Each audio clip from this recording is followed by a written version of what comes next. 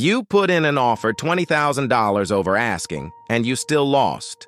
You lost to an all-cash offer from a name you'd never heard before, a buyer who waived the inspection and closed in 7 days.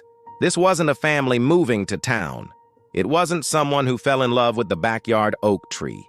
It was an algorithm. And that algorithm decided your dream home was a better investment as a line item on a quarterly report than it was as a place for you to live. This isn't a story about one lost house. It's the story of how your entire neighborhood was quietly put up for sale on the stock market. It all started in the ashes of 2008. The housing market had collapsed. Foreclosure signs dotted American streets like tombstones. Millions of families lost their homes. But Wall Street didn't see a tragedy. It saw a fire sale. The U.S. government needed to get thousands of foreclosed homes off its books, so it launched a pilot program called REO to Rental. The idea was simple. Bundle up these cheap foreclosed properties and sell them in bulk to private investors who promised to rent them out. It was a deal too good to refuse. Blackstone, one of the largest private equity firms in the world, jumped in. They created a subsidiary you may now know, Invitation Homes. They didn't just dip a toe in the water, they cannonballed. They spent over $10 billion buying up tens of thousands of single-family houses across the country. They weren't alone. A public real estate mogul founded American Homes for Rent, which exploded from just a few hundred properties to over 57,000 in less than a decade. These weren't mom-and-pop landlords. This was corporate. It was organized. It was a land grab on an unprecedented scale. They targeted a specific type of property. The American starter home. 3 bedrooms, 2 bathrooms, a small yard in a good school district. The exact kind of house a young family saves for years to buy. They developed sophisticated software that could analyze thousands of data points, identifying undervalued neighborhoods poised for growth faster than any human agent ever could. They knew which zip codes would see rising rents before the residents did. They focused their firepower. In some neighborhoods in Atlanta, these mega landlords now own more than 10% of all the single-family homes. They created a local monopoly, house by house. Then the pandemic hit. The world locked down and something funny happened to the housing market. It ignited. Interest rates hit historic lows. Millions of millennials, now working from home, decided it was time to buy. They flooded the market, looking for that exact same 3-bedroom, 2-bath house. Suddenly, they weren't just competing against each other. They were competing against Wall Street's war chest. Here's how the game is rigged. You go to a bank. You get pre-approved for a mortgage, a process that takes weeks and scrutinizes every dollar you've ever earned. You find a house. You put in your best offer, maybe even writing a heartfelt letter to the seller.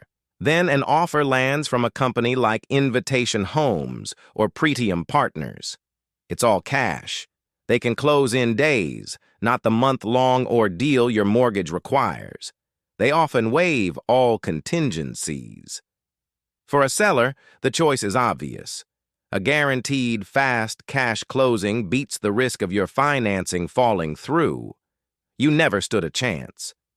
This corporate blitzkrieg fundamentally changed the economics of home ownership. In the first quarter of 2023 alone, investors bought 27% of all the low-priced homes sold in the United States. They aren't just buying, they are setting the price. When a multi-billion-dollar fund is willing to consistently pay 10 to 20% above asking price in cash, it artificially inflates the value of every other house on the block. Your ability to afford a home is no longer based on your income or savings. It's now benchmarked against the portfolio goals of an investment fund accountable only to its shareholders. And the story gets darker. Why do they want these homes so badly? The rent is only part of the equation. The real prize is turning your rent check into a Wall Street product.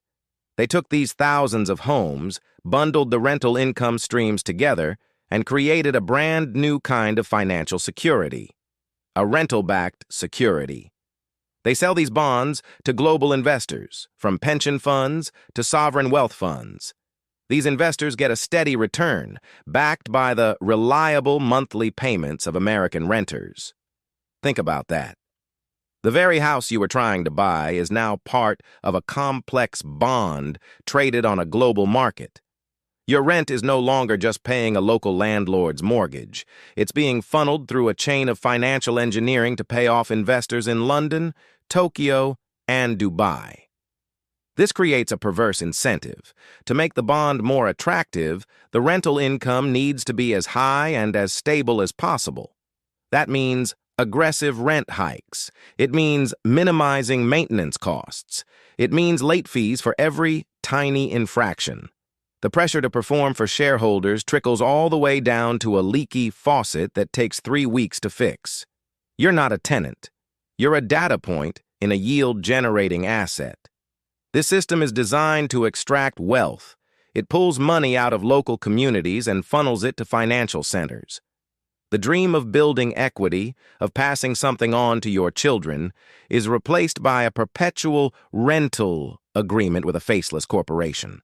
The social contract that said if you work hard and save your money, you can own a piece of your community has been broken. It was rewritten in the fine print of a prospectus you never knew existed. We've created a permanent renter class by design. But the machine is beginning to sputter.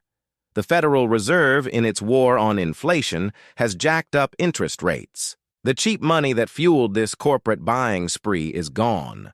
Suddenly, borrowing billions to buy houses isn't as profitable. The math has changed. We've seen some of these large firms slow their acquisitions. Some have even started selling off parts of their portfolios. The model only works in a low-rate environment, and that era is over, at least for now. They created a system dependent on ever-rising home prices and low borrowing costs, and it's showing cracks. This slowdown is not a solution. It's a window. It's a chance to understand the forces that have been reshaping our lives. The problem was never just a lack of houses. It was a system that treats a fundamental human need as a speculative commodity. It turned shelter into a security. Recognizing this is the first step. That anonymous all-cash offer that beat you wasn't just competition. It was a symptom of a much larger illness in our economy. Understanding the diagnosis is the only way we can ever hope to find a cure. Your fight for a home was never just your own. It was a fight for the idea of a neighborhood itself. And this strategy of financializing everyday life doesn't stop with houses. If you want to see how Wall Street is using a similar playbook to change the price you pay for groceries, click the video right here.